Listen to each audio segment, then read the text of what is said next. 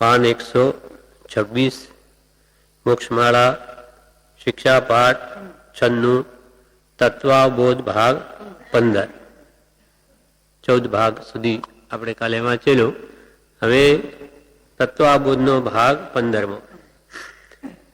14મા ભાગમાં પરમ કૃપાલદેવે જણાવેલું કે સર્વ ધર્મોમાં જૈન ધર્મ એ પરિપૂર્ણ છે અને સંપૂર્ણ સત્ય છે. જૈનની તુલ્ય એકે પણ બીજું દર્શન આવે એમ નથી. જેમ એક દેહમાં બે આત્મા નથી, તેમ આ વિશ્વમાં જૈન દર્શનની તુલ્ય બીજું એકે દર્શન નથી. કેમ કે કેવળ જ્ઞાનથી જોઈને ભગવાને જે પરિપૂર્ણ સત્ય કહ્યું તે કોઈ કહી શક્યા નથી.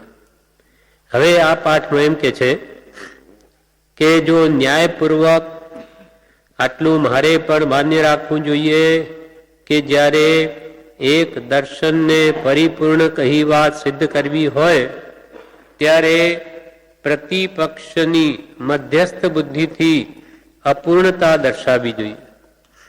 જો એક વાત જૈન દર્શનનું કહું છું પરિપૂર્ણ સત્ય છે તો કઈ રીતે, અને બીજા દર્શનો કેવી રીતે અપૂર્ણ છે એ પણ વાત મારે સમજાવવી જોઈએ. તમે કહો છો કે આ બરોબર નથી તો કેવી રીતે બરાબર નથી એ વાત સમજાવો.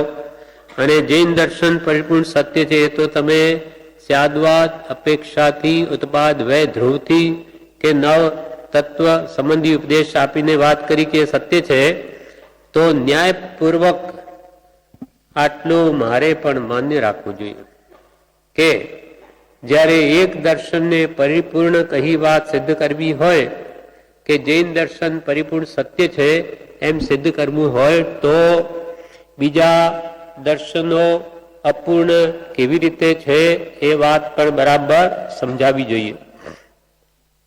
ત્યારે પ્રતિપક્ષીની એટલે કે અન્ય ધર્મીઓની મધ્યસ્થ બુદ્ધિથી અપૂર્ણતા દર્શાવવી જોઈએ કે બધા દર્શનો કઈ અપેક્ષાએ મિથ્યા છે એ પણ વાત સમજાવવી જોઈએ. અને એ બે વાત પર વિવેચન કરવા જેટલી અહીં જગ્યો નથી. કૃપાલદેવ કે અહીંયા હું બધા ધર્મોમાં કઈ કઈ પ્રકારે ક્ષતિ છે એ બધું જો અહીંયા સમજાવવા બેસું તો આ મોક્ષમાળા અડધી એનાથી જ પૂરી થઈ. કેમ કે એ વિસ્તારથી બધા ધર્મોની વાત સમજાવવી પડે, એટલે કે એ વાત પર વિવેચન કરવા જેટલી અહીં જગ્યો નથી. તો પણ થોડું થોડું કહેતો આવ્યો છું. મોક્ષમાળામાં હમણાં સુધી મેં એ સંબંધી ઘણું કહ્યું છે. જેમ કે ધર્મના મતભેદ એ ભાગોમાં કૃપાદેવે આ વાત કરી છે. એટલે એમાં હું જેટલું કહી શક્યો છું એટલું તો હું પહેલા કહેતો જ આવ્યો છું. ધર્મના મતભેદ ભાગ 60મો ભાગમાં મેં કહ્યું છે. અને વિશેષ તમારે કે એ સંબંધી જાણવું હોય તો અન્ય ધર્મોના ગ્રંથો તમે જાણો અને એની સાથે તુલનાત્મક અધ્યયન કરો તો તમને જ આ વાત સમજાઈ જશે. હવે ત્રીજા ભાગમાં કે મેં પહેલા કહ્યું છે, શું કહ્યું છે ફરીથી જરા જોઈ જઈએ. તો કે જૈન દર્શન પૂર્ણ ને સત્ય છે એ ધર્મ સર્વજ્ઞ ને સર્વદર્શીઓ સ્થાપ્યો છે. વિતરાગ ધર્મ કોણે સ્થાપ્યો? સર્વજ્ઞ, જેણે આખા વિશ્વનું બધું સ્વરૂપ જાણ્યું કેવળ જ્ઞાન વડે, અને સર્વદર્શી કેવળ જ્ઞાન અને કેવળ દર્શનથી બને બધું જોઈને પછી સ્થાપ્યો છે, પ્રણીત કર્યો છે. આ કાળમાં પણ એ સર્વજ્ઞની કહેલી વાત કદી ફરે નહીં તેવી સિદ્ધાંતિક જણાય છે. અનુભવથી સિદ્ધ થયેલી કે કેવળ જ્ઞાનથી જોઈને જે ભગવાને તત્વનું નિરૂપણ કર્યું એ ત્રણેય કાળમાં નહીં પડે. સિદ્ધાંત સિદ્ધ થયેલી વાતો કદી મિથ્યા ન થાય. જૈનમાં પૂર્ણપણે દયા, બ્રહ્મચર્ય, શીલ, વિવેક, વૈરાગ્ય, જ્ઞાન, ક્રિયા વગેરે કહ્યા છે. બીજા ધર્મમાં ઉપલક સામાન્ય સ્થૂળ વાત કરી છે કે ભાઈ મોટા જીવોને બચાવવા. સૂક્ષ્મ તત્વ અન્ય ધર્મીઓએ જાણ્યું જ નહીં તો ક્યાંથી ઉપદેશ કે ક્યાં ક્યાં જીવો રહેલા છે. એટલે ઉપરથી બધી ઉપલક સામાન્ય જીવોને બચાવવાની વાત કરી. બાકી તો સૂક્ષ્મ જેમ કે કંદમૂળ વગેરેમાં કે વનસ્પતિમાં ક્યાં ક્યાં જીવો રહ્યા એ એને ખબર જ નથી, તો ક્યાંથી ઉપદેશ છે? અને તે વિરોધવાળી પણ હોય છે. કોઈ કોઈ વાતો તો અંદર જ વિરોધ આવે. એક વસ્તુને પ્રમાણપૂર્વક સંપૂર્ણ કહેવા માટે સ્યાદવાદ જોઈએ, એ બીજા ધર્મમાં નથી. સ્યાદ કોઈ અપેક્ષા છે, કોઈ અપેક્ષા નથી, એવો સ્યાદવાદ તો બીજા કોઈ ધર્મમાં છે જ નહીં. તો એ વસ્તુનું પરિપૂર્ણ સ્વરૂપ કેવી રીતે કહી શકે? તે બીજા ધર્મમાં નથી. આત્મજ્ઞાન, તેની કોટીઓ એટલે ગુણસ્થાન, જીવની એક દેહ છોડી બીજા દેહમાં જવું, વિગ્રહ ગતિ, ઉત્પત્તિ સ્થાન, 84 લાખ જીવાવનીના પ્રદેશ એટલે અરૂપી વસ્તુનો અભાગી અંશ, અવિભાગી અંશ, કાળ, પર્યાપ્તિ, આહાર, શરીર, ઇન્દ્રિય, ભાષા, શ્વાસોશ્વાસ અને મન, કર્મબંધ, મોક્ષ વગેરે વિશ્વના દરેક તત્વ વિશે સૂક્ષ્મ બોધ જીર્ણ પ્રણીત શાસ્ત્રોમાં છે, જે બીજામાં નથી. તત્વાર્થ સુધાદી ગ્રંથોમાં જે સિદ્ધાંતો છે તે ફરે નહીં એવા છે. તેમાંના એક સૂત્રનો વિચાર કરતા પણ પાર ન આવે એવું છે. આગળ તત્વાબોધના પાઠમાં એ સંબંધી કેટલું કહેવાશે. એમ અન્ય ધર્મ સંબંધીઓની કે ત્યાં કેવલ નાદ નથી, સ્યાદવાદ નથી. ઋગ્વેદ, સામવેદ, અથર્વવેદ અને યજુર્વેદમાં એમણે કહ્યું છે, પણ જેની સાથે સરખાવીએ તે તો અપૂર્ણ લાગે છે અને સદોષ જણાય છે. કૃપાલ એને વેદ સિવાય બીજા ધર્મો તો સહેજે અપૂર્ણ જ છે. વેદમાં ઘણો વિસ્તાર કર્યો, પણ ભગવાને જે સર્વ તત્વ જાણીને જે સ્વરૂપ જણાવ્યું છે એ તો વિશ્વમાં ક્યાંય નથી. એટલે અહીંયા કે છે, અહીંયા વિશેષ તો અન્ય ધર્મ સંબંધી વિવરણ કરીને સમજાવી નથી શકતો, કેમ કે અહીંયા ઘણી જગ્યા જોઈએ. અને મધ્યસ્થ બુદ્ધિથી બીજાની અપૂર્ણતા દર્શાવી જોઈએ, પણ એ વાત પર વિવેચન કરવા જેટલી અહીં જગ્યા નથી. તો પણ થોડું થોડું કહેતો આવ્યો છું. પહેલા ઘણું કહ્યું, ધર્મના મતભેદ કયા એમાં જેવા કહેવાય એટલું કહી દીધું છે. મુખ્યત્વે જે વાત છે તે આ છે કે મારી વાત જેને રુચિકર થતી ન હોય કે અસંભવિત લાગતી હોય, તેણે જૈન તત્વ વિજ્ઞાની શાસ્ત્રો અને અન્ય તત્વ વિજ્ઞાની શાસ્ત્રો મધ્યસ્થ બુદ્ધિથી મનન કરી ન્યાયને કાંટે તોલન કરવું. એ ઉપરથી અવશ્ય એટલું મહાવાક્ય નીકળશે કે જે આગળ નગારા પર દાંડી ઠોકીને કહેવાયું હતું તે ખરું હતું, સત્ય હતું. કૃપાલ કે તમને મારી વાત પર જો વિશ્વાસ ના આવતો હોય, એટલે કે રુચિકર ન થતી હોય આ વાત, કે આમ કેમ હોઈ શકે? સત્ય ધર્મ કહો તો જઈને છે, બીજા બધા અસત્ય છે, એમ કેમ કહેવાય? કોઈને આમ લાગતું હોય, જો કોઈને પણ મારી વાત રુચિકર નહીં થતી હોય, એટલે કે મારી વાત ઉપર વિશ્વાસ ના આવતો હોય, અસંભવિત લાગતી હોય, એમ હોઈ શકે નહીં એમ લાગતું હોય, તેણે જૈન તત્વ વિજ્ઞાની શાસ્ત્રો, જૈનના આગમો અને અન્ય તત્વ વિજ્ઞાની શાસ્ત્રો, વેદાંત આદિ અન્ય ધર્મોના શાસ્ત્રો મધ્યસ્થ બુદ્ધિથી, આગ્રહ નહીં કે ભાઈ વેદાંતી હું છું તો વેદાંત જ સાચો, અથવા આપણે જૈન છે તો જૈન કે એ સાચું, એમ ન રાખતા મધ્યસ્થતા રાખી સાચું તે મારું, મારું તે સાચું નહીં એમ વિચારીને તમે એમ મનમાં રાખીને બધા શાસ્ત્રો વાંચી જુઓ. એમ મધ્યસ્થ બુદ્ધિથી અન્ય ધર્મોના તેમજ જૈન ધર્મના શાસ્ત્રો મનન કરી ન્યાયને કાંટે તોલન કરવું. ન્યાયથી તમે પોતે તુલનાત્મક અધ્યયન કરી જુઓ. એ ઉપરથી અવશ્ય એટલું તમને પણ સમજાશે કે જે અમે પહેલા ઠોકીને કહ્યું છે, નગારા પર દાંડી ઠોકીને એટલે નિશ્ચિત, એટલે અમે અનુભવથી એમ જ છે, જેમ આપણે કે આ વાત એમ જ છે એમ અમે જે કહ્યું કે જૈન દર્શન સત્ય છે, એ તમે પણ એ પ્રમાણે જો બીજા ધર્મો સાથે જૈન ધર્મના સિદ્ધાંતને સરખાવશો તો તમને પણ આ વાત સમજાશે કે શ્રીમદે કહ્યું એ સત્ય છે, એમ જ છે, એ વાત તમને પણ લાગશે એમ કૃપાલુ કહે. એ ઉપરથી અવશ્ય એટલું મહાવાક્ય નીકળશે કે જે આગળ નગારા પર દાંડી ઠોકીને કહેવાયું હતું તે ખરું હતું. વિવેચનમાં બ્રહ્મચારી કહે, અહીં કૃપાળુદેવને કોઈ કહે કે તમે જૈનને સત્ય કહો છો અને બીજા ધર્મોને અપૂર્ણ અને ઉત્તરતા કહો છો, તે સાથી?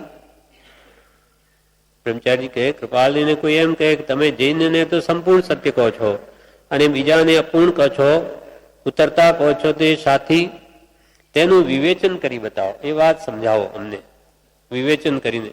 ત્યારે કૃપાળુદેવ કહે છે, એ વિશે વિવેચન કરવા જેટલી આ પાઠમાં જગ્યા નથી. બાકી વચનામૃતમાં ઠેકાણે ઠેકાણે એમને કહી શકાય એટલી વાત કરી જ છે. તો પણ થોડું થોડું આ વિશે હું કહેતો આવ્યો છું. છતાં જેમને એ વિશે શંકા હોય તેમણે જૈનના શાસ્ત્રો સાથે અન્ય ધર્મના શાસ્ત્રો મધ્યસ્થ બુદ્ધિથી સરખાવી મનન કરવા, તો આગળ ધર્મના મતભેદ ભાગ 3માં આપણે જે વાંચ્યું તે જાહેર કર્યા મુજબ જૈન ધર્મ અવશ્ય સર્વોત્કૃષ્ટ અને સર્વજ્ઞ પ્રણીત જણાશે. જૈન તત્વ વિજ્ઞાની શાસ્ત્રોના 4 ભેદ છે. ભગવાનનું જે કંઈ તત્વ છે તે 4 વિભાગમાં વહેંચાયેલું છે. એક તો ધર્મકથાનુયોગ અથવા પ્રથમાનુયોગ, બીજું ચરણાનુયોગ, ત્રીજું ગણિતાનુયોગ અથવા કર્ણાનુયોગ અને ચોથું દ્રવ્યાનુયોગ. 4 પ્રકારે.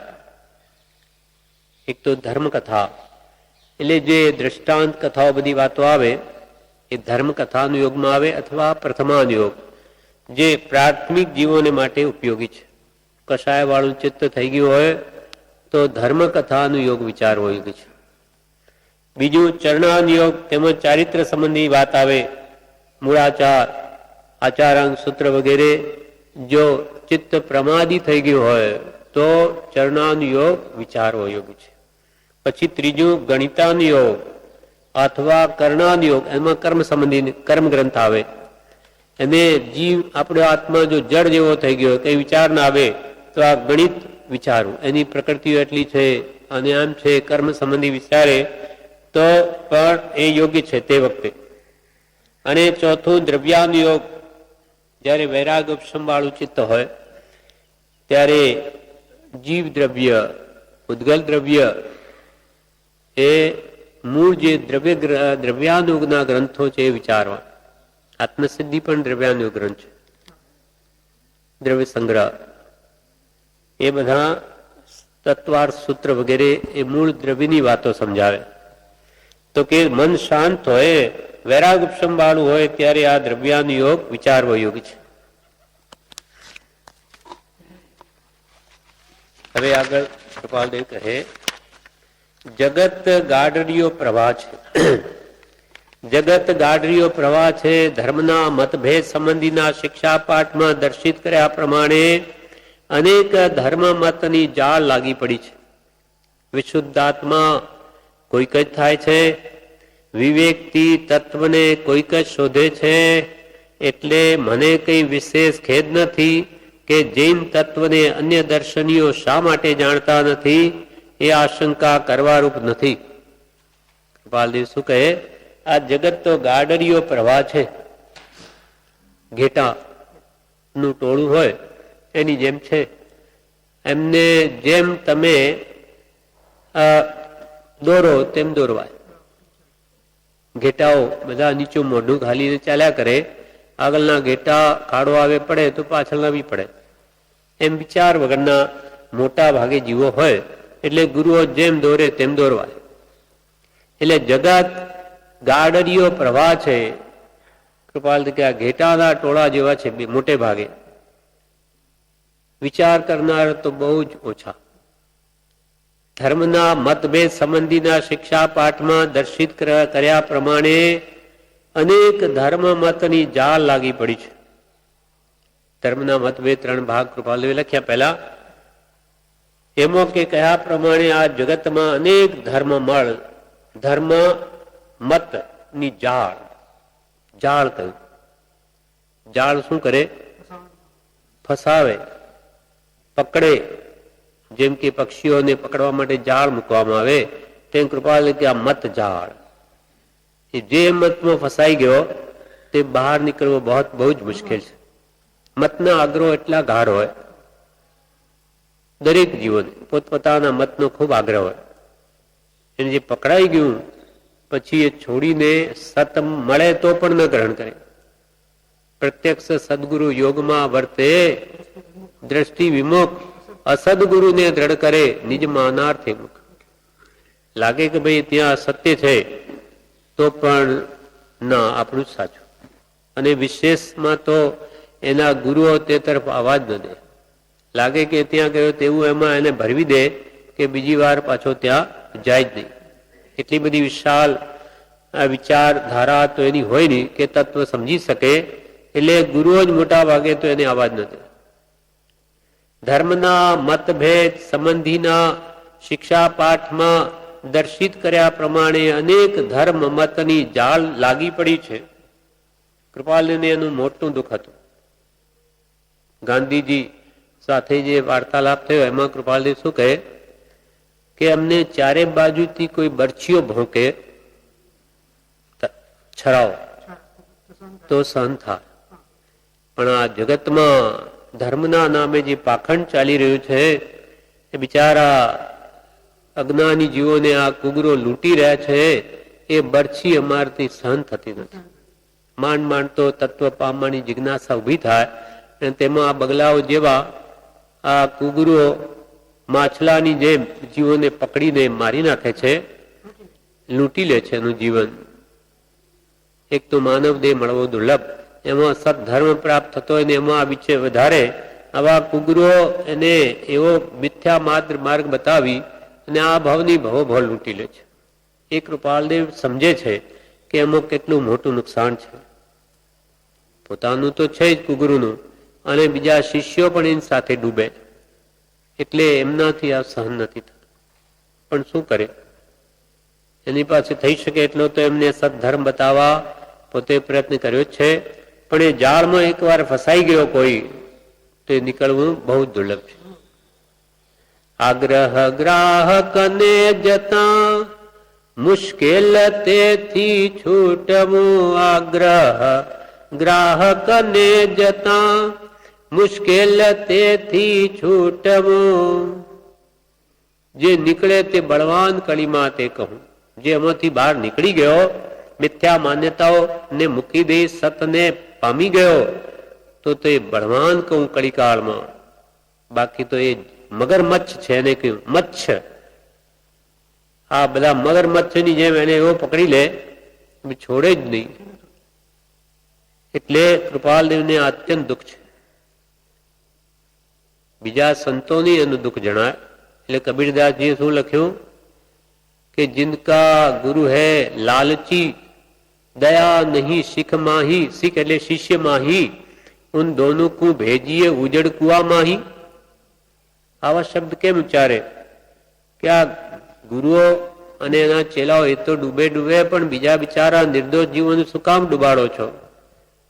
એટલે આવું કરુણા હૃદયથી કબીરદાસજી કે ઉન દોનો કો ભેજીએ ઉજડ કુવામાં. ઉજડ કુવામાં નાખી દો કુગુરુ અને એના શિષ્યોને, કે બે જ મરે.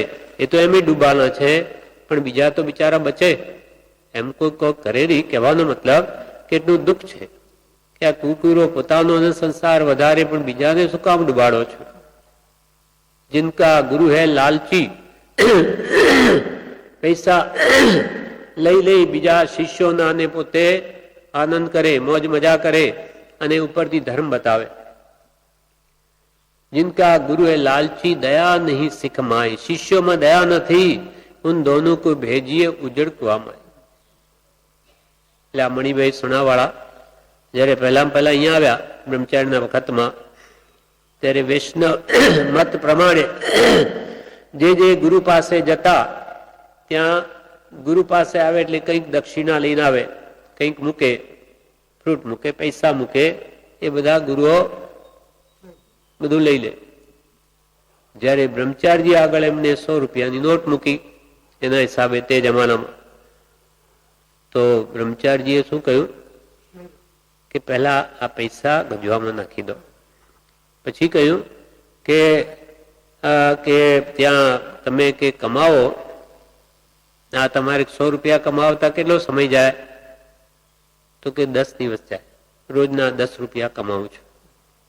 તો કે એમ કરો, તમારી દુકાન ચાલુ જ છે, એટલે કે રોજના 10 ની કમાણી ચાલુ છે એમ માની અને તમે 10 દિવસ અહીંયા રહો. ને તમારી દુકાન પણ બંધ નથી, તો અહીંયા આવ્યા 2-5 હજાર ખર્ચી ગયા અને પછી પાછો ધંધો અહીંયા 2 ખર્ચા તો 5 કેમ આવે? ગમે તે ક્રિયાઓ કરીને 18 પાપસ તેવીને પણ તો એ ધર્મ નથી. એટલે એમને તો એમ જ કહ્યું કે તમે 10 દિવસ સત્સંગ કરો અને તમારી દુકાન જાણે ચાલુ જ છે એમ માનજો. તો 100 રૂપિયા આવે 10 દિવસે, આ 100 રૂપિયા પાછા લઈ લો તમારા. એ કે છે એ ઉપરથી મને એટલી છાપ પડી કે આ સાચા મને ગુરુ મળ્યા.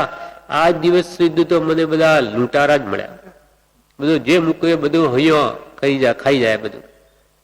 આ સાચા પુરુષ મળી આવ્યા, નિષ્પૃહ પુરુષ.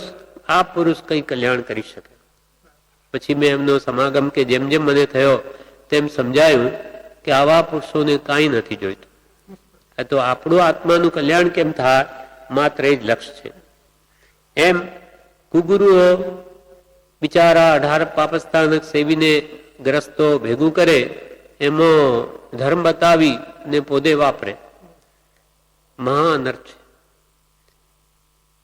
એટલે કૃપાલદેવ આત્મસિદ્ધિમાં કહ્યું કે અસદગુરુએ વિનયનો લાભ લહેજો કાંઈ, મહામોહનીય કર્મથી બુડે ભવજળમાં. સંસાર સમુદ્રમાં ડૂબી મરે એમ ગ્રસ્તોના પૈસા કઈ અમથા નથી આવતા. એમના છોકરાઓને માંડ દૂધ પાવતા હોય અને ધર્મના નામે ખર્ચી નાખે અને એને કુગુરો લઈને પોતાની મોજ મજા કરે. દરેકનું ફળ છે, એનું ફળ પણ એને ભોગવવાનું જ છે જો આવી રીતે એનો દુરુપયોગ કરે તો. પણ અજ્ઞાનવશ જીવ કેવા કેવા પાપ કરે તો 70 કોડાકોડીનો બંધ કરી દે, ઉત્કૃષ્ટ અનંત કાળ સુધી ઊંચો ના આવે.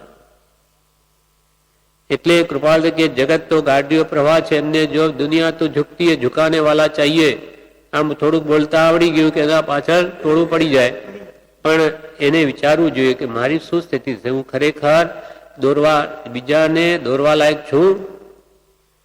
એટલે જગત તો ગાડીઓ પ્રવાહ છે. ધર્મના મતભેદ સંબંધીના શિક્ષાપાઠમાં દર્શિત કર્યા પ્રમાણે અનેક ધર્મ મતની જાળ આ સંસારમાં લાગી પડી છે. વિશુદ્ધ આત્મા કોઈક જ થાય છે. વિશુદ્ધ આત્મા એટલે શુદ્ધ માર્ગે ચાલનાર તો કોઈક જ હોય. વિવેકથી તત્વને કોઈક જ શોધે છે. કોઈક જ એવો જીવ હોય જે હિત અહિત બુદ્ધિથી એ તત્વને સમજી અને પોતાના આત્માની વિશેષ શુદ્ધિ કરે. બાકી સત હંમેશા થોડુંક જ હોય. સત પુરુષો ઘણા ન હોય અને ખરેખર સાચા માર્ગના આરાધકો પણ ઘણા ન હોય, એ તો બહુ ઓછા જ હોય. કઈ ઘણું જે ધર્મને માને, જેના હજારો અન્યાયી હોય તે સત્ય એવું નથી. એ તો હમણાં સ્વામિનારાયણના લાખો અન્યાયી છે, તેથી શું એ સત્ય થઈ ગયું? અથવા મુસલમાન ને ક્રિશ્ચિયનનો ધર્મ સૌથી વધારે છે વિશ્વમાં, તો શું એ સત્ય થઈ ગયું? સત્ય હંમેશા થોડુંક જ હોય. જેમ હીરા માણેક મોતી બહુ ન હોય. એટલે એક નીતિમાં કહ્યું છે, નીતિના સૂત્રોમાં, શૈલે શૈલેન માણિક્યમ મુક્તિકમ ન ગજે ગજે, સાધવો નહીં સર્વત્ર ચંદનમ ન વને વને. શૈલે શૈલ એટલે પર્વત. શૈલે શૈલેન માણિક્યમ, દરેક પર્વત ઉપર કઈ માણેક હોતા નથી. એ હીરાની ખાણ તો માણેક કોઈક જ હોય. શૈલે શૈલેન માણિક્યમ મુક્તિ કમ ન ગજે ગજે, સાચા મોતી જે ગજ મોતી જેને કહેવાય હાથી ઉપર હોય, એ તો કોઈક હાથી પર હોય, કે બધા ઉપર ગજ મોતી હોય. મુક્તિકમ ન ગજે ગજે, સાધવો નહીં સર્વત્ર. સાધુ પુરુષોના ટોળા ના હોય, એ તો સાચા આત્મજ્ઞાની પુરુષો તો કોઈક જ હોય. સાધવો નહીં સર્વત્ર ચંદનમ ન વને વને, દરેક વનમાં કઈ ચંદન હોય નહીં, એ તો કોઈક વનમાં ચંદનનું વૃક્ષ હોય, કઈ બધા વનમાં હોય. એમ મહાપુરુષો સાચા આ કાળમાં તો કૃપાલદેવે શું કહ્યું કે અમે અમારી હાજરીમાં તમે પ્રમાદ કરો છો, પછી 500 ગાઉ સત્પુરુષને શોધવા જશો, જ્ઞાનીને નહીં મળે. આ કૃપાલદેવ પોતે કહ્યું. તો આજે ક્યાં છે? આમ તો ઘણા સાધુઓ દેખાય અને આપણા કૃપાલના માર્ગમાં ઘણા જ્ઞાનીઓ થયેલા છે. હા, પણ તેથી શું? એને છાપ કોણ આપે કે ભાઈ તમે જ્ઞાની? કોણે આપી? પ્રભુશ્રીને તો કૃપાલદેવ આપી છે, કે બ્રહ્મચારીજીને પ્રભુશ્રી આપી છે. ત્યાં સુધી આપણી બુદ્ધિ એમને નથી ઓળખ્યા, પણ હવે બીજા છે કે અમે જ્ઞાની, એને છાપ કોણે આપી? મનથી જ માની લીધું કે મને પ્રાપ્તિ થઈ ગઈ. કૃપાલદેવ સૌભાગભાઈ પોતાને ધન 8 થયા, દેહ અને આત્મા 2 ફટ જુદા દેખાય છે, પણ આપ કહો તો માનું. મારી એમાં ભૂલ હોય તો કોણ જાણે, એનાથી આજી ભૂલો પડ્યો છે. એમ સત્પુરુષ આપની વાત સ્વીકારે કે બરોબર છે તો માનવું. અને જ્ઞાન થઈ ગયું તેથી કઈ સાધના પૂરી થઈ ગઈ? હજુ તો શરૂઆત થાય છે આત્મજ્ઞાનથી. અને તેમાં જો ભૂલ હોય તો એ પછી આગળ એને કેવળ જ્ઞાન થવાનું નથી. એમ જ્યાં શરૂઆત જ છે, એકડો મંડાયો કહેવાય જ્ઞાન થયું ત્યારે, અને એમાં જ પોતે માની બેસે કે મને થઈ ગયું અને મનાવવા પૂજાવા લાગે, એ આગળ ન વધી શકે. અને આપણે તો કોઈને જ્ઞાની પુરુષ કે જ્ઞાની ન કહેવા, જ્ઞાની ન કહેવા, જે હોય તે આપણે જરૂર નથી. આપણે જે વસ્તુ મળી ગઈ, કૃપાલદેવે આપ્યું, હવે તારે કરવાનું. તારા રાગ દ્વેષ અજ્ઞાન મોહ પર કામ ક્રોધાદિ ભાવો કાઢવા છે, એ કાઢને તો થઈ જશે. અને હાજર હોય તો હાજર હોય, પણ એ કહે એમ જીવ ન કરે તો જીવનું કાંઈ કલ્યાણ ન થાય. તો બધું જ કૃપાલદેવ જેટલું કહેવું તો બધું આપણી પાસે આજ તૈયાર છે. પ્રભુશ્રીનો ઉપદેશામૃત છે, બોધામૃત છે બધા. હવે આ દોષને ઓળખી દોષને ટાળવા તો આત્મશુદ્ધિ થાય. પણ અહીંયા કૃપાલદેવ કે વિશુદ્ધ આત્મા કોઈક જ થાય છે, વિવેકથી તત્વને કોઈક જ શોધે છે. એટલે મને કઈ વિશેષ ખેદ નથી કે જૈન તત્વને અન્ય દર્શનીઓ શા માટે જાણતા નથી. મને કઈ કૃપાલ કે એનું કઈ દુઃખ નથી કે બધા ધર્મવાળીઓ વાળાઓ આ જૈન દર્શન સત્ય છે છતાં એને કેમ જાણતા નથી. એ તો કોઈક વિરલાના હાથમાં આવે, રત્ન ચિંતામણી કોઈકના હાથમાં આવે. પ્રભુ કે ઘણું પુણ્ય વધ્યું હોય ત્યારે આ દરવાજામાં પગ મુકાય. અને વળી એક વાર તો કહે કે આ રોજ ગાડીમાં હજારો માણસ, પહેલા તો ગાડી બહુ મોટી, હા ટ્રેન, રોજના કે હજારો પ્રભુ આગા પાછા થાય છે લોકો, પણ અહીંયા કેટલા આવે? તો પુણ્ય હોય તેનો પગ પડે, બાકી સતમાં એને રુચિ જ ન હોય. વિવેકથી તત્વને કોઈક જ શોધે છે. એટલે મને કઈ વિશેષ ખેદ નથી કે જૈન તત્વને, એવું શુદ્ધ જૈન તત્વને, વિતરાગ માર્ગને અન્ય દર્શનીઓ, અન્ય ધર્મવાળાઓ શા માટે જાણતા નથી. એની મને કૃપા કે કોઈ ખેદ નથી, કેમ કે સત તો હંમેશા થોડુંક જ હોય. એ આશંકા કરવા રૂપ નથી. કૃપા કે આમાં શંકા કરવી જ નહીં, સત તો બહુ જ થોડું હોય. સોનું કિંમતી કેમ કે બહુ ઓછું છે. હીરા માણેક છે તો એ માટી છે, એ પણ પથ્થર છે, પણ એ ઓછું છે. અને એની ચમકણી એટલે એની કિંમત લોકોએ પોતાના મનમાં ગણી આ કિંમતી, બાકી છે બધા પથરા જ. પણ તેમ વિતરાગ પુરુષો જેમ આ અછત વસ્તુને કિંમતી કહેવાય, તેમાં વિતરાગતા જેનામાં છે એવા પુરુષની તો ત્રણેય કાળમાં અછત છે. છતાં મને બહુ આશ્ચર્ય લાગે છે, કૃપાલ કે છતાં મને બહુ આશ્ચર્ય લાગે છે કે કેવળ શુદ્ધ પરમાત્મા તત્વને પામેલા, સકળ દૂષણ રહિત, મૃષા કહેવાનું જેને કે નિમિત્ત નથી, એવા પુરુષના કહેલા પવિત્ર દર્શનને પોતે તો જાણ્યું નહીં, પોતાના આત્માનું હિત તો કર્યું નહીં, પણ અવિવેકથી મતભેદમાં આવી જઈ કેવળ નિર્દોષ અને પવિત્ર દર્શનને નાસ્તિક શા માટે કહ્યું હશે.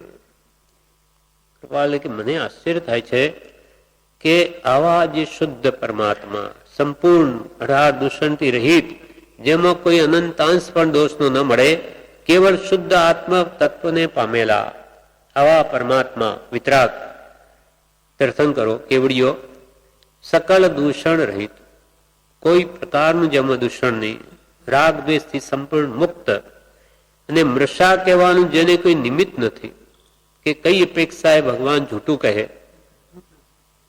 એમાં કોઈ અજ્ઞાનનો અંશ નથી, કેવળ જ્ઞાન છે માટે કે ભાઈ એને કોઈ ખબર નહોતી, કોઈ અજ્ઞાનવશ જૂઠું કહી જવાય, બોલી જવાય કેમ કે એમના જ્ઞાનમાં ન આવ્યું, એવું પણ નથી. એ તો સર્વજ્ઞ હતા એટલે કઈ અજ્ઞાન નથી માટે જૂઠું કેવી રીતે કહી શકે. અથવા કે કોઈ સ્વાર્થવશ, ક્રોધવશ, માનવશ, માયાવશ, લોભવશ જૂઠું કહી જવાય તો કે ભગવાનમાં તો આવે કે દોષ નહોતો, તો પછી કઈ અપેક્ષા મૃષા કહે. તો મૃષા કહેવાનું જેને કઈ નિમિત્ત નથી એવા પુરુષના કહેલા પવિત્ર દર્શનને આવા નિર્દોષ પરમાત્મા એ જે પવિત્ર દર્શન, પવિત્ર ધર્મ બોધ્યો, તેણે તે ધર્મને તો જાણ્યો નહીં, પોતાના આત્માનું હિત તો કર્યું નહીં, પણ અવિવેકથી મતભેદમાં આવી જઈ કેવળ નિર્દોષ અમને અને પવિત્ર દર્શનને નાસ્તિક શા માટે કહ્યું છે કે જે આવા શુદ્ધ આત્મધર્મથી પોતાના આત્માનું કલ્યાણ થઈ શકે એ તો કર્યું નહીં, અને પણ જાણ્યું નહીં. પહેલા તો તત્વને જાણ્યું નહીં શું ભગવાનનું કેવું છે, અને જાણીને આત્માનું હિત કરવું એ તો ન કર્યું, પણ પોતે અવિવેકથી પોતાના મતભેદમાં, એટલે આપણે જે મત માનીએ છીએ એ સત્ય છે, બીજું જાણવું જ નહીં, એમ અવિવેકથી મતભેદમાં આવી જઈ કેવળ નિર્દોષ, કેવળ માત્ર નિર્દોષ, એમાં કોઈ અનંતાંશ પણ દોષ નહીં, અને પવિત્ર, સંપૂર્ણ પવિત્ર દર્શન એવો જે વિતરાગ માર્ગ, એને નાસ્તિક શા માટે કહ્યો છે? નાસ્તિક, સંપૂર્ણ આસ્તિક તેને કહે નાસ્તિક. આવું એમને કેમ સૂઝ્યું હશે? યદિ હું સમજુ છું કે કહેનારા એના તત્વને જાણતા નહોતા, કે હું સમજુ છું કૃપાલ કે એના તત્વને જાણતા નહોતા એટલે આમ કહી દીધું, પણ સાથે શું છે? વળી એના તત્વને જાણવાથી પોતાની શ્રદ્ધા ફરશે, ત્યારે લોકો પછી પોતાના આગળ કહેલા મતને ગાંઠશે નહીં. કે જો આપણે પણ આ તત્વ જાણીશું તો આપણી કઈ શ્રદ્ધા વિચલિત થઈ ગઈ તો ઈશ્વર કરતા છે એમ આપણે માનીએ છીએ, અને એમાં વળી આ જે અપેક્ષા એ વાત સમજાશે તો આપણી પણ શ્રદ્ધા ડગમગ થઈ ગઈ તો ઊંડે ઊંડે એ ભાવ પડ્યો હોય છે કે આપણે જે મત સ્થાપ્યો એને કાલે ઉઠીને આપણી શ્રદ્ધા ડગમગ થાય. આપણા જે શિષ્યો એ પણ બધા પછી આ ધર્મ છોડીને જતા રહે તો આપણું જે આખું બધું ચાલે છે એને લઈને માન મોટાઈ વ્યવહાર વગેરે બધું જતું રહે. યદિ હું સમજુ છું કે એનારા તત્વને જાણતા નહોતા, વળી એના તત્વને જાણવાથી પોતાની શ્રદ્ધા ફરશે, એ બી એમને ઊંડે ઊંડે એ છે ભાવ કે ભાઈ એ બી કોઈ કઈ ને કઈ તો એના પાછળ બી તર્ક હશે, વિચાર હશે કે જગત અનાદિ અનંત કહેવામાં. તેથી એના તત્વને જાણવાથી પોતાની શ્રદ્ધા ફરશે, ત્યારે લોકો પછી પોતાના આગળ કહેલા મતને ગાંઠશે નહીં. પછી આપણે જે આખો ઈશ્વર કરતા છે, આખો જે મત ચલાવીએ એને તો પછી કોઈ માનશે જ નહીં, એ વાતને તો કોઈ ગાંઠશે જ નહીં. અને ત્યારે લોકો પછી પોતાના આગળ કહેલા મતને ગાંઠશે નહીં. જે લૌકિક મતમાં પોતાની આજીવિકા રહી છે એવા વેદોની મહત્તા ઘટાડવાથી પોતાની મહત્તા ઘટશે. લૌકિક મતમાં પોતાની આજીવિકા રહી, આ બધા ગુરુઓ થઈને બેઠા એટલે એવા શિષ્યો બધા એમને પોષે એટલે એના ઉપર તો આખો એમની આજીવિકા ચાલતી હોય, અને સત્ય પ્રરૂપિત જો બધું કરી દઈએ તો આ તો બધા ખસી જાય, તો આપણી આજીવિકા તૂટી જાય. એવી જ્યાં દ્રષ્ટિ છે ધર્મના નામે પેટ ભરવાની, બધું મહાનર્થ છે. જેનો એક પૈસો પણ આપણા જીવનમાં શું કહેવાય ધર્મનો આપણા અંદર આવવો ન જોઈએ, એના બદલે ઉડતું ખાઈ જાય એનું ધર્મના નામે. સ સત્શાસ્ત્રો પણ આજીવિકા કે માનાર્થે જો આરાધે તો એને કર્મનો બંધ જ કરે. શાસ્ત્રો પણ પેટ ભરવા માટે ઉપયોગ કરે. જ્ઞાન પરમ કૃપાળુ દેવને શતાવધાન જ્યારે કર્યા મુંબઈમાં, તો ડોક્ટર પીટરસન, એને અંગ્રેજોનું રાજ્ય હતું, તે ચકિત થઈ ગયા કે આ કોઈ માણસ છે, આ તો કોઈ સરસ્વતીનો અવતાર છે. એક બે કામ આપણાથી નહીં થાય અને આ વ્યક્તિ 100 કામ કરી શકે. ત્યારે સાક્ષાત સરસ્વતીનું તો બિરુદ આપ્યું છે ત્યાં, અને કહ્યું કે તમે વિદેશમાં જાઓ, વિલાયત યુરોપિયન દેશોમાં જાઓ, તમારું આ જ્ઞાન ચમત્કારિક છે, ત્યાં બતાવો તો તમને મોટાઈ મળશે, માન મળશે અને પૈસા પણ મળશે. પણ કૃપાલ દે કે આવા દેશોમાં શુદ્ધ રીતે રહી શકાય નહીં, ગયા નહીં, અને જ્ઞાન વેચી ને અમારે પૈસા ન જોઈએ, જ્ઞાન બતાવું પૈસા લેવા, આવું જ્ઞાની કદર ન કરે. શાસ્ત્રો છે તે આપણે આ તત્વ જાણી કે આ પાપ પુણ્ય શું કહેવાય, કેવી રીતે તત્વ જાણીને પાપથી છૂટવા અને મોક્ષ પ્રાપ્તિ માટે છે. માર્ગદર્શક શાસ્ત્રો છે. આ કઈ આજીવિકા કરવા માટે નથી બીજાને કહીને. એટલે અહીંયા કે ત્યારે લોકો પછી પોતાના આગળ કહેલા મતને ગાંઠશે નહીં. જે લૌકિક મતમાં પોતાની આજીવિકા રહી છે એવા વેદોની મહત્તા ઘટાડવાથી પોતાની મહત્તા ઘટશે. વેદ આપણે કે ઈશ્વર કરતા નથી, જે વેદમાં કયું વેદાંતમાં, એ તો પછી આપણે જ હાથે કરીને એની મહત્તા ઘટાડી દઈએ સત્ય પ્રરૂપિત કરીશું તો. અથવા આપણી પણ શ્રદ્ધા ફરી ગઈ અને આપણા શિષ્યોની ફરી ગઈ તો એની સાથે આપણી મહત્તા ઘટશે. આ માન કશા ઊંડે ઊંડે શું કામ કરે? માનાદિક શત્રુ મહા નિચ્છંદે ન મરાય, જાતા સદગુરુ શરણમાં અલ્પ પ્રયાસે જાય. અને પોતાનું મિથ્યા સ્થાપિત કરેલું પરમેશ્વર પદ ચાલશે નહીં. પોતાનું મિથ્યા સ્થાપિત કરેલું ઈશ્વર કરતા છે જગત. મુસ્લિમ પણ એ જ માને, ખ્રિસ્તીઓ પણ એ જ માને, અને વેદાંત પણ એ જ માને. ઈશ્વર કરતા છે. આ બધું કે ન બનાવે તો કેમ બને? ઈશ્વર જો ન કરે તો આખું વિશ્વ બની કેમ શકે? એટલે એવી માન્યતા એ લોકો ચલાવી છે. અને આ કે વધારે જૈન દર્શનમાં ઊંડા ઉતરીશું તેથી વેદોની મહત્તા ઘટશે, અને પછી પોતાની મહત્તા પણ ઘટશે, અને પોતાનું મિથ્યા સ્થાપિત કરેલું પરમેશ્વર પદ ચાલશે નહીં. પોતાનું સ્થાપિત કરેલું પરમેશ્વર પદ ચાલશે નહીં. એથી જૈન તત્વમાં પ્રવેશ કરવાની રુચિને મૂળથી બંધ કરવા લોકોને એવી ભ્રમ ભૂરકી આપી કે જૈન નાસ્તિક છે. દયાનંદ સરસ્વતીએ વગેરે કે વળી કઈ જૈન તરફ એમનો ઝોક વળે નહીં, જાય નહીં તે તરફ. એટલે એવા ભરમાવી દીધા, ભ્રમ ભૂરકી એવી, એટલે કે એવા ભ્રમમાં નાખી દીધા કે જૈન તો નાસ્તિક છે. નાસ્તિક કેમ? કે તો આખું જગતનો કરતા ઈશ્વર છે એને જ માને, જગત કરતા ઈશ્વરને નથી માનતા.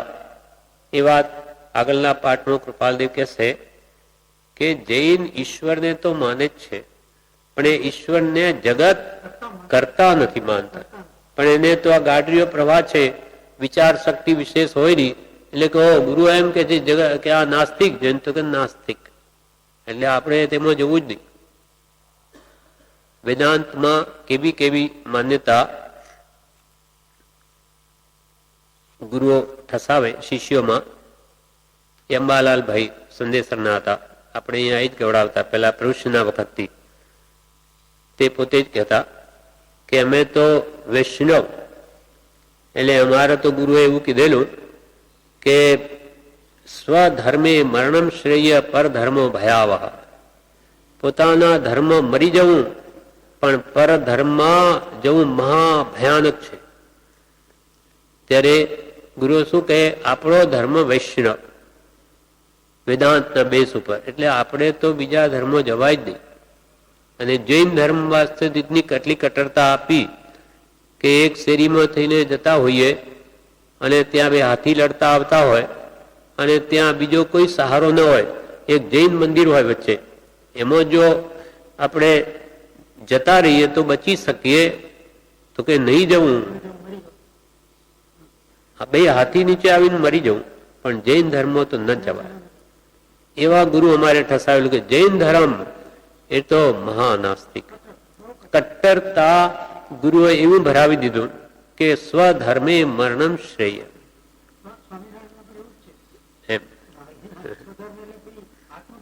હા, એ મોટી ભૂલ કેટલી છે. જે જ્ઞાની પુરુષોએ આ ગાથા લખી, સ્વધર્મે મરણમ શ્રેય. સ્વધર્મ એટલે આત્માનો ધર્મ, જ્ઞાન દર્શન ચારિત્ર, એ સ્વભાવમાં લાવવા માટેના પ્રયત્ન પુરુષાર્થ કરતા મરી જવું, આત્માના સ્વભાવમાં આવવા માટે પુરુષાર્થ કરતા. પણ પરધર્મ એટલે વિભાવમાં ન જવું, રાગદ્વેષના ભાવમાં ન જવું, ખરોળતા છે. એના બદલે બાહ્ય ધર્મ, આત્મધર્મની વાત છોડી દીધી, પોતાનો મત પક્ષનો આગ્રહ કરાવી દીધો. પછી સોમાભાઈ શું કે આ એમણે જ વાત કરેલી કે પછી પ્રભુશ્રીએ કે અમને બહુ ભક્તિ કરાવીને એમને બધા ભેગા તો કરી દીધા, અને પછી તો અંદરથી જૈનની મૂર્તિઓ નીકળી. ત્યારે કે અરે સોમાભાઈ, અંબાલાલભાઈ સોમાભાઈને કહે, કાવીઠાના સોમાભાઈ, એને કે અરે સોમાભાઈ, આ તો હવે જૈન ધર્મ નીકળ્યો. ત્યારે સોમભાઈ કે ભાઈ હવે તો બાપા જે કહે, હવે તો એ નહીં છોડાય બાપાને, હવે બાપાને છોડાય. પહેલાની વાત જુદી, પણ હવે તો એ કે ક્યાં ભૂસકો માર તો મારી દઈશું, હવે ન છોડાય. જ્યારે આવી સત્ય શ્રદ્ધા દ્રઢ થઈ ત્યારે જે પ્રભુશ્રીએ આ બધું કર્યું છે. પેલા બધું થવા દીધું. આખા હજારો વૈષ્ણવોને જૈન બનાવવા સહેલી વાત નથી. એકને પણ સતમાર્ગે વાળવો દુર્લભ છે. એટલે પ્રભુશ્રી આગળ પૈસા મૂકે, નાળિયેર મૂકે, ફૂલ મૂકે, ફૂલના તો હાર પહેરાવે, બધું જેમ કરે તેમ કરવા દીધું. જ્યારે બરોબર અવસર આવ્યો ત્યારે પ્રભુશ્રી કે પ્રભુ, આ અમને ફૂલના હાર ગમતા હશે, આ ઝેરના ઘૂંટડા ઉતારી ગયા, ઝેરના ઘૂંટડા અમે પી ગયા. પ્રભુ, પૈસા ભંડારમાં નાખ, નાળિયેર મંદિરમાં મુકાય, ઊંધિયું ના ખવાય, રાત્રિ ભોજન ના કરાય. આમ કરીને જયારે બરોબર લાગ આવ્યો ત્યારે બધાને આવી રીતે સતમાં વાળી દીધા. અને આ મૂર્તિઓ નીકળી એટલે પેલું થયું કે હવે તો આ શું થાય, તો કે હવે તો કઈ નહીં, બસ હવે તો બાપા બાપા કહેતા પુરુષને કે અમે હવે તો બાપા કહેતે.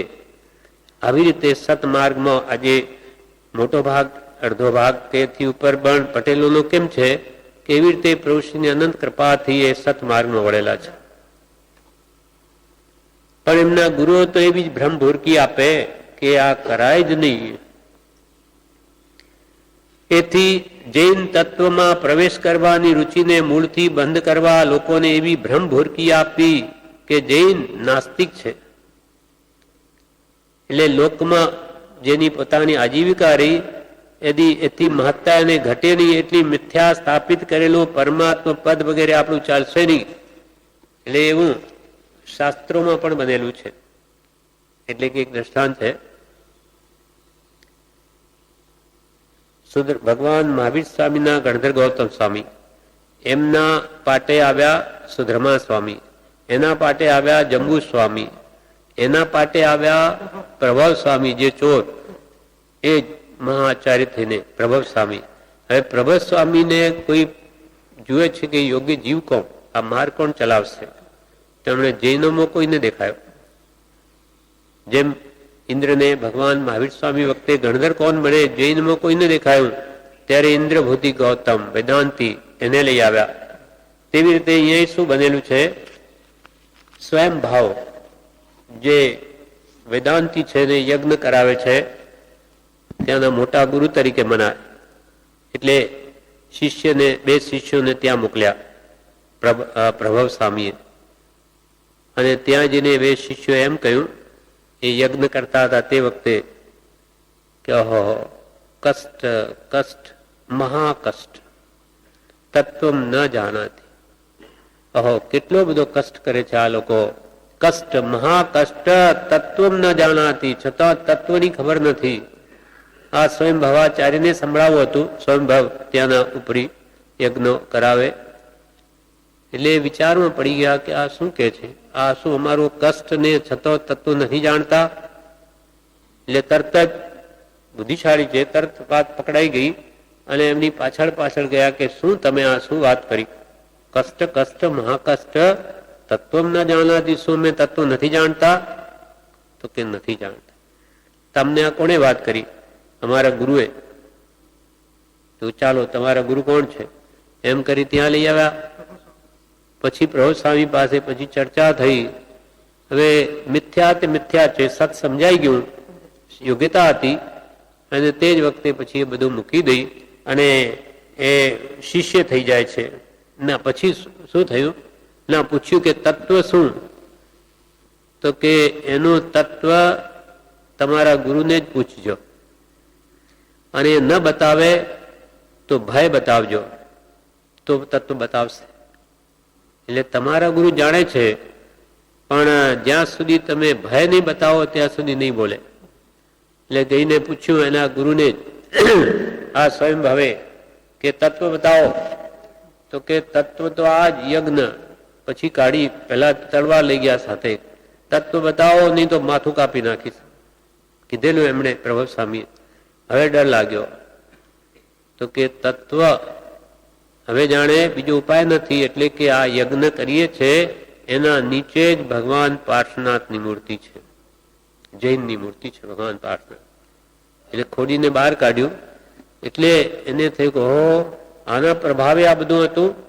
એટલે પછી જઈને આ બધું એનું પૂછે છે, વિસ્તારથી વાત સમજાવીને પછી એ પોતે જૈન સાધુ બને છે, પછી મહાન આચાર્ય બને છે, 10 વૈકાલિક સૂત્રના કરતા.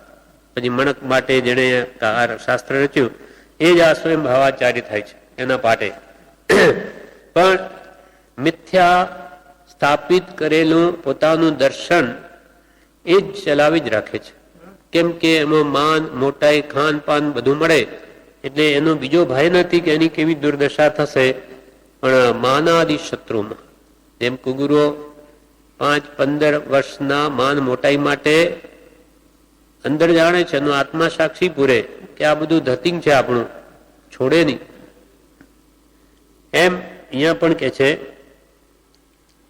કે એમને એ લોકોની એવી ભ્રમભૂરકી આપી કે જે નાસ્તિક છે, લોકો તો બીજા બિચારા ગભરું ગાડર છે, લોકો તો બિચારા ગભરું ગાડર છે, એટલે પછી વિચાર પણ ક્યાંથી કરે? કૃપાલ કે લોકો કેવા ગાડર એટલે તો ઘેટાઓ, ગભરું ગાડર, ગાડરનું બચ્ચું, એ તો બિચારું શું જાણે? આવો મોટો ભાગ લોકોનો હોય છે.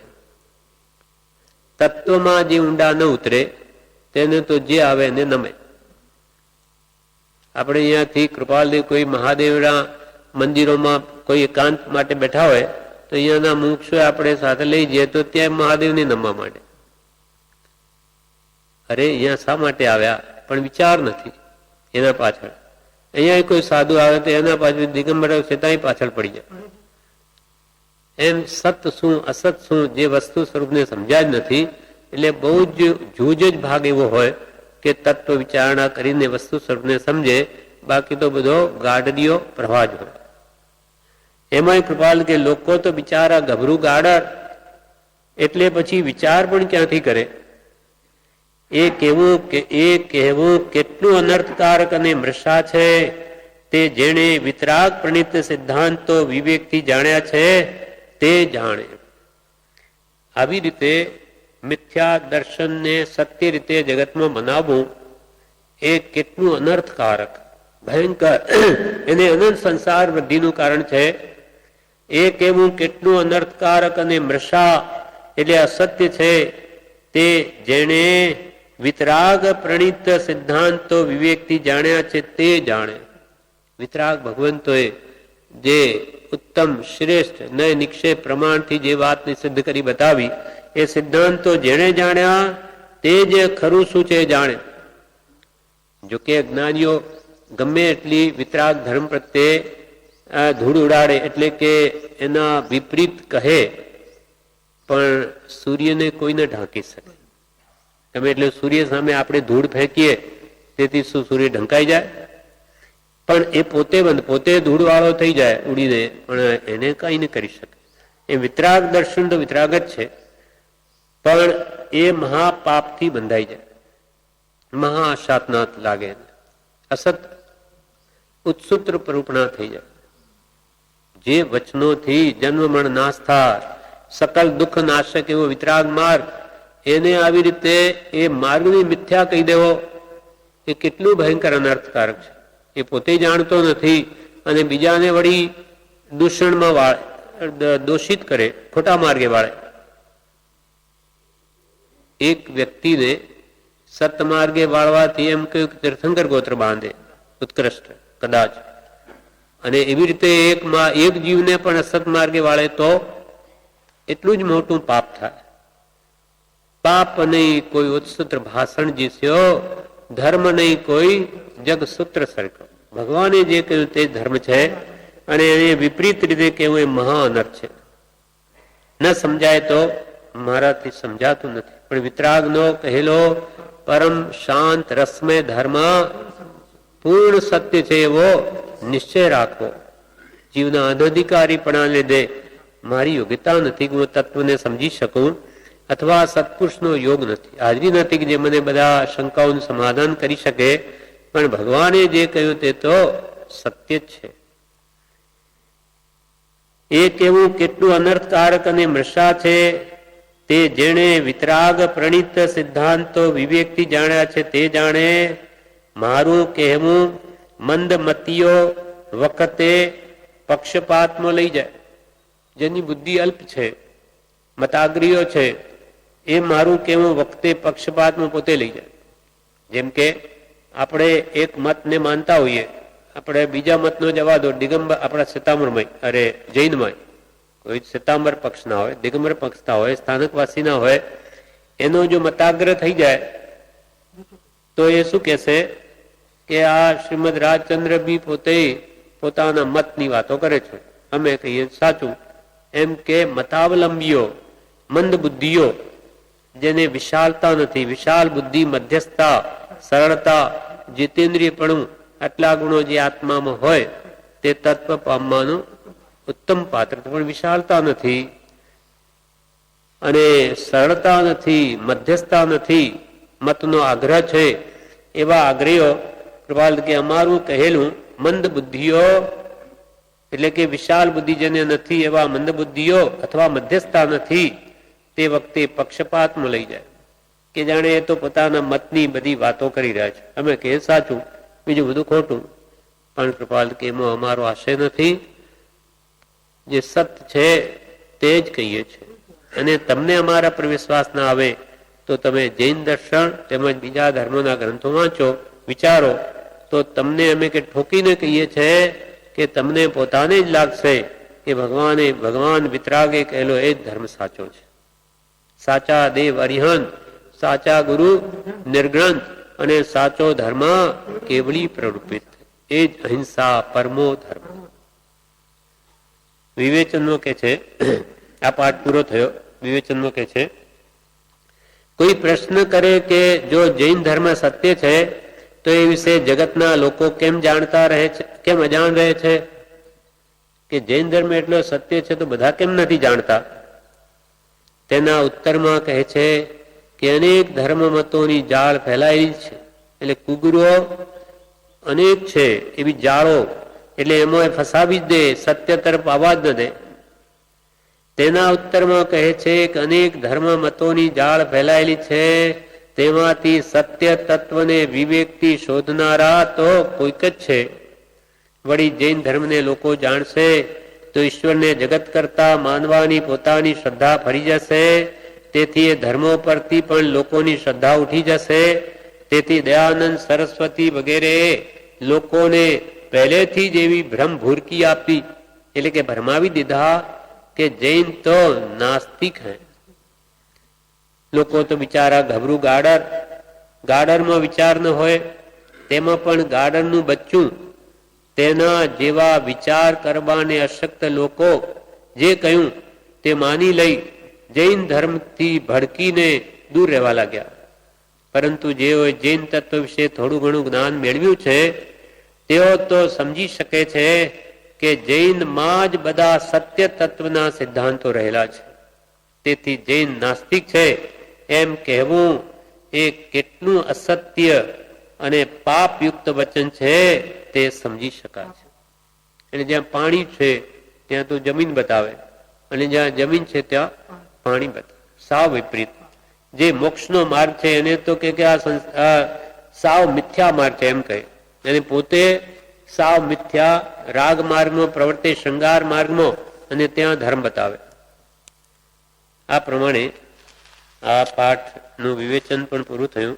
હવે એના 2 પાઠ રહ્યા છે, 97, 98. એટલે 17 પાઠ તત્વબોધના પૂરા થશે, જે આપણે આવતીકાલ કહીશું.